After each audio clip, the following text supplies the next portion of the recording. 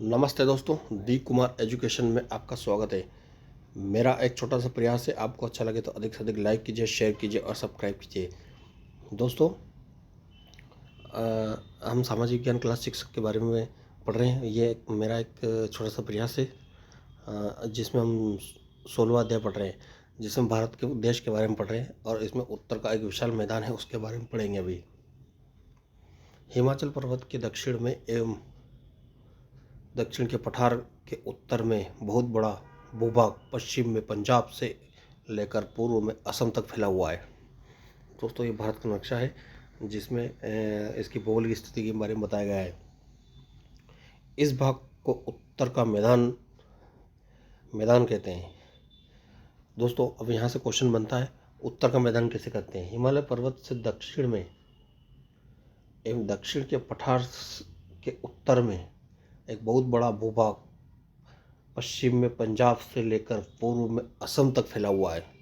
इस भाग को उत्तर का मैदान कहते हैं। यह देश का बहुत उपजाऊ भूभाग है। इस मैदान में हिमालय से निकलने वाली सिंध, गंगा, यमुना, ब्रह्मपुत्र आदि नदियाँ बहती हैं। दोस्तों, उत्तर के मैदान में कौन कौन सी नदियाँ बहती है? सिंध, गंगा, यमुना, ब्रह्मपुत्र आदि नदियाँ बहती है। गर्मी में भी यह नदियाँ पानी से भरी रहती है। यह उपजाऊ मैदान है, इसलिए यहाँ जनसंख्या अधिक पाई जाती है। दोस्तों, ये भारत का नक्शा है जो कि रेड में है, ग्रीन पर्वत श्रृंखला है। जैसे कि ये पर्वत श्रृंखला है दोस्तों ऊपर, और ये यहाँ पे पर्वत श्रृंखला है, और ये येलो में पर्वतीय भाग है। दोस्तों, ये जो दिख रहे हैं इसमें पर्वतीय भाग है, और दूसरा ये डार्क येलो पठारी भाग, जिसमें डार्क येलो में पठारी भाग है दोस्तों। और एक और येलो है जिसमें मैदानी भाग है, और रेड में है पर्वत शिखर। जैसे यहाँ पे पर्वत शिखर माउंट एवरेस्ट है, इस तरह से बताया गया है इसमें। आगे देखते हैं दोस्तों, भारत के भौगोलिक विभाग के मानचित्र को ध्यान से देखिए। उत्तर के मैदान के पश्चिम में भारत का मरुस्थल है। उत्तर के मैदान में पश्चिम में भारत का मरुस्थल है, जिसे थार मरुस्थल भी कहते हैं। यहाँ पर पानी की कमी के कारण वनस्पति बहुत कम पाई जाती है। यहाँ पर धरातल गर्म, शुष्क और रेतीली है। इस कारण इस भाग में बहुत कम है। इस भाग में जनसंख्या बहुत कम है, क्योंकि दोस्तों यहाँ पे बहुत गर्मी पड़ती है और पानी की बहुत कमी है। दक्षिण का पठार। दोस्तों, आगे देखते हैं हम दक्षिण का पठार।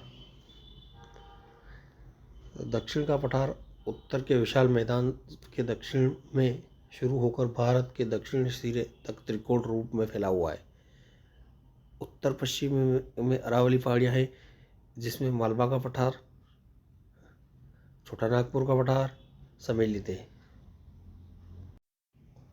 मालवा का पठार, छोटा नागपुर का पठार सम्मिलित है, यानी काय में सम्मिलित है दोस्तों? दक्षिण का पठार उत्तर के विशाल मैदान के दक्षिण में शुरू होकर भारत के दक्षिणी सिरे तक त्रिकोण रूप में फैला हुआ है।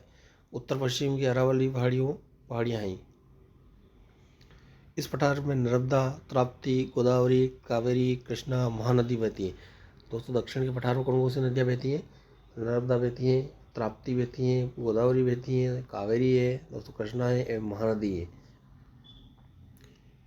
इस पठारी भाग में विंध्याचल, सतपुड़ा, अन्नामलाई तथा नीलगिरी की पहाड़ियाँ हैं। यहाँ पर कौन कौन से लोहा, कोयला, अभ्रक, मैग्नीज तथा खनिज पदार्थ निकलते हैं? दोस्तों, इसमें पहाड़ियाँ कौन कौन सी है?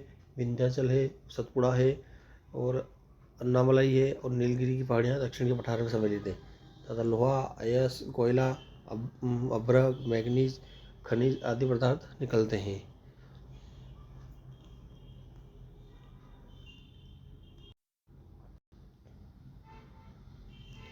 दोस्तों, मेरा एक छोटा सा प्रयास था। आपको अच्छा लगे तो अधिक से अधिक लाइक कीजिए, शेयर कीजिए और सब्सक्राइब कीजिए। धन्यवाद दोस्तों।